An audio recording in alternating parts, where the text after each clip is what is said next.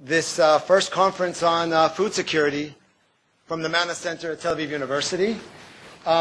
We originally envisioned a very small workshop just at Tel Aviv University of about 40 people. And we didn't quite grasp, I think, the interest in the field of food security in general, and it just kept growing and growing, and I think by the middle of the day this will probably end up filling up because at least as of yesterday we still had 180 people registered who are trapped in the rain somewhere. And so I'm sorry, actually there were people who I told that they just couldn't come, and I'm sorry that I told them that. So why food security? I'd like to start just 1 second with a small personal story. When I was 18, I came to Israel for what's now called a gap year. Then it was called a year off. And I was working on a kibbutz. And during that year, well, a little family history, at that time there were 7 Dr. Chamovitzes in the world. My father, 3 uncles, 2 cousins, a sister, all physicians. And of course, like any good Jewish American boy with 7 other doctors in the family, I was on the way to be Dr. Chamovitz number 8. But while I was working on Kibbutz Keturah in the Arava, I was a tractor driver. And when you're a tractor driver, you have a lot of time to think. And one of the things I was doing was pulling the irrigation pipes through the alfalfa fields. And I learned something amazing, which to the plant biologist will seem sort of trite, but at the time I knew nothing about plants. That when you cut alfalfa, it grows back. But when you cut wheat, it doesn't grow back. Now, to the plant biologists around us, that's pretty obvious. But at the time, I started thinking, wow, if we could make wheat like alfalfa, we could solve the problem of world hunger. And it was actually that eureka moment on the tractor in Keturah in 1981 which led me to go back to Columbia University and then leave Columbia University as a pre-med and come to Israel as a student in Yossi Hirschberg's lab to study plant genetics. Now, my own research over the years then got much more basic science, but this whole idea of food security always was sitting in the back. And now, again, I'm not trying to sound here arrogant because many of the people here have really dedicated their lives to plant genetics and food security. But as head of the Manna Institute for Plant Sciences, it's made me reevaluate and say that, we have to rededicate, or at least I have to rededicate the Manna Center to actually promoting this issue of food security. And it's not only improving plants, it's understanding what's needed and what are the economic implications of food security. And so that's why we have this meeting, and I think that's why we have such a really interdisciplinary crowd here today. So we're lucky to have with us some really important... the other thing is what we found out when we started planning it was that we actually had allies at Tel Aviv University that we didn't even know existed. Often scientists, we stay here in the east part of campus and we don't cross the road.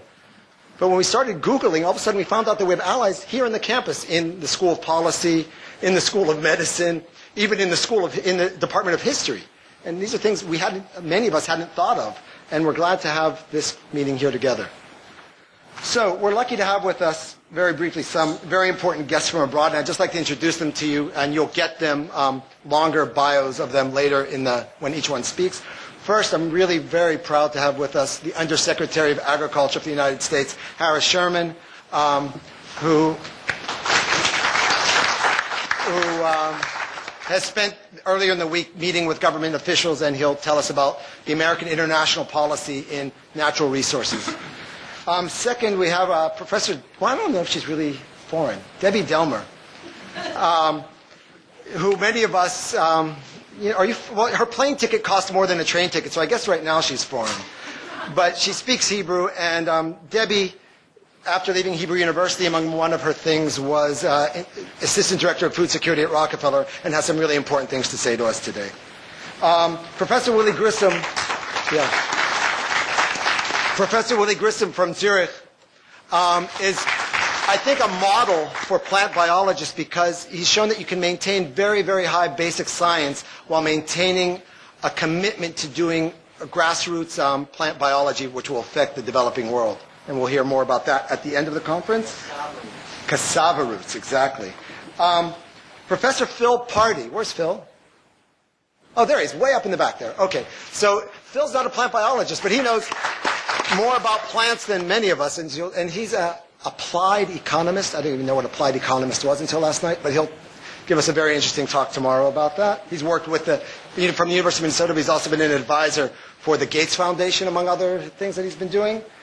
And Dr. Segnet Kelemu, where's Segnet? Over there, from Nairobi. Segnet's originally from Ethiopia. I found out last night, actually, that her father was Jewish, so we may find some family for her here somewhere. She was trained in the States, went back to Nairobi, and is leading one of the largest research and development centers, which is really aiming to bring advances to the local farmers, both from science and from policy. So I'm really happy to have you with us today. We have two other guests who are not here right now. One is Molly John, who will be giving her talk virtually. She broke her knee last week, so she couldn't really get on a plane. And Professor Jim Butchler, who's a fresh member of the United States Academy of Sciences, who's here for other reasons, but will be joining us tomorrow to give us his talk. So, briefly, a few words of thanks.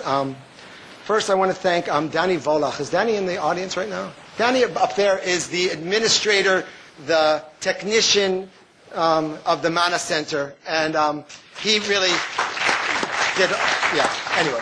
And also the secretaries from the Department of Molecular Biology and Ecology of Plants, Sari, is she in the, well, tell them I said thanks, and Shoshi, who also worked with us hand in hand with this, and to my committee, the committee who worked with me in planning this. I'll probably forget someone's name, so I'm not going to say everyone, from all sides of the campus. This meeting financially is also, I have partners financially. We're co-sponsored by the Institute for Cereal Crop Improvement, which is doing more of our hands-on work with plants. Also from the Constantina Institute, which was very generous, giving us some support, Constantina Institute of Molecular Genetics. The Porter School gave some support to us also, and Grow Mode, which built the Manna Center growth facilities. Over lunch, if you're interested in seeing these really modern growth facilities that they built for us, there'll be a tour of the center, so I recommend that you take a look at that. Also, I want to thank the benefactors of the Manna Center who have actually led the way and really have shown us how, being focused in your thought coupled with modesty can really lead to great things. And I would like to thank the president of the university, President Klafter, because he's really been behind this meeting from the beginning. And in addition to financial support, also kept making sure that things were planned as they should be. So thanks very much. And so with that, I'd like to invite Professor Klafter to open the meeting.